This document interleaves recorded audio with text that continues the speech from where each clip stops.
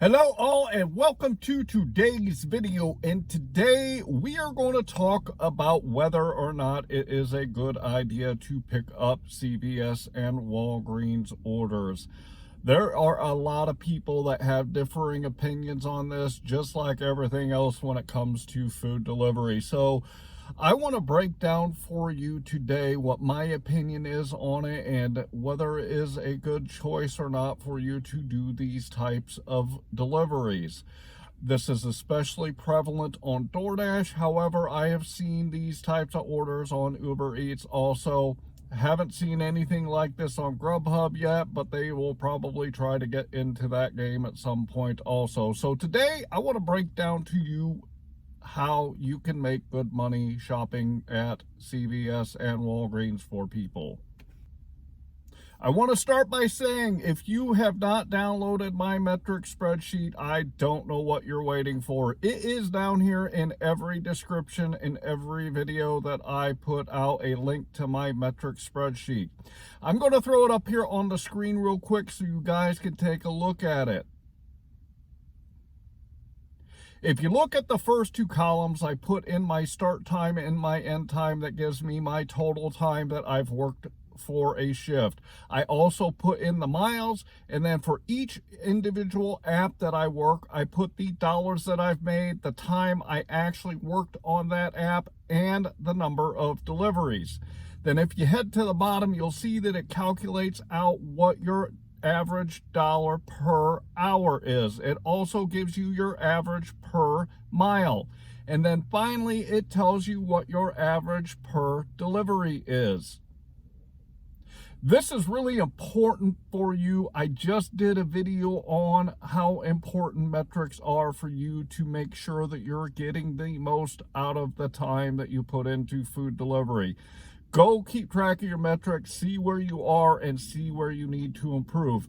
I'd also like to remind you that in my description, I also have a link to the video where I did a video on the 3 apps that I use, which is the Beans app, SimplyWise, and QuickBooks Self-Employed. Go click on that video, watch that video to see why they are beneficial to you, and there are also links in the description for you to go pick those up. So go grab those too. And with that, let's get into the topic.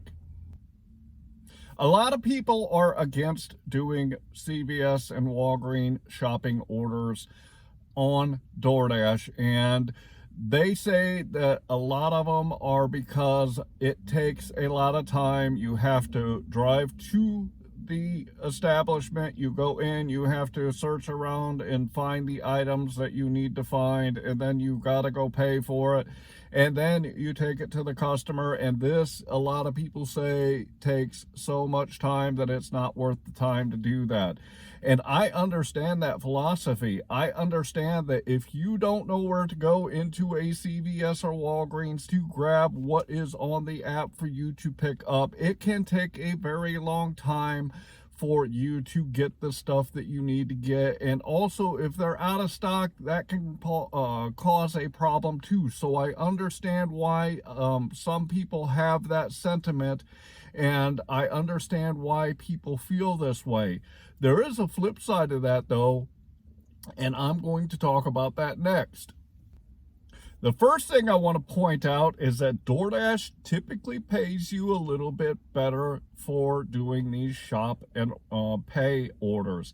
They will typically give you a higher rate when it comes to these type of orders, and this is typical when you are doing shop and pay than when you are doing regular food delivery orders, because they know that you do have to get out of your vehicle. You've got to go in and hunt down the items, so they typically will give you a little bit more money.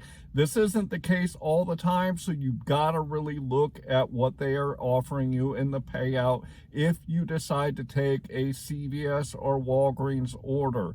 Make sure that you see if that payout is going to be worth the time that you have to put in to accomplish it. Next, just like any food delivery order, you have got to make sure that the dollars per mile make sense. And the good thing about doing CVS and Walgreens orders is typically when somebody places a CVS or Walgreens order, DoorDash will put it to the closest one to that person, which means a lot of times you're only having to drive a couple of miles at most to drop those orders off because they are putting it to the closest store to that person. So there is a benefit in itself, is you're not having to take a very long delivery a lot of times on the CVS and Walgreens orders for that reason. The second thing I want to say about it is this, is when I go into a CVS or a Walgreens, no matter if it's on the north side of town, the south side of town, the east side of town, or the west side of town, they will typically be set up the same way. In other words, the aisles in the CVS's and Walgreens are typically the same no matter which one that you go into. So my point is once you learn where the types of items are within the store, you can go to any CVS or Walgreens and they will be in the same place. So it's easy for you to find what you are looking for. The next thing I want to point out is when you go pick up food, how often do you go into a restaurant and that food is just sitting there waiting for you to pick it up? Yes, it does happen that the food is ready when you get there. However, a lot of the time when you go to a restaurant, you are waiting about anywhere from about 5 to 10 minutes for them to get you that food. Well, if you are doing the shop and pay for CVS and Walgreens, one of the most important things that you have to look at when you decide to take one of those orders is the item count. A lot of times people will order 2, 3, 4, maybe 5 items, and that's it. You're not going in there like you're shopping at a grocery store. You're just going to pick up a couple of things that people want, and it's not going to be a huge list of items. Again, if you go into a Walgreens and a CVS and you know the layout of the store because you have been picking up those kinds of orders on a regular basis, you can walk in and grab, 3, 4, 5 items, and it literally will only take you 5 minutes to go get them.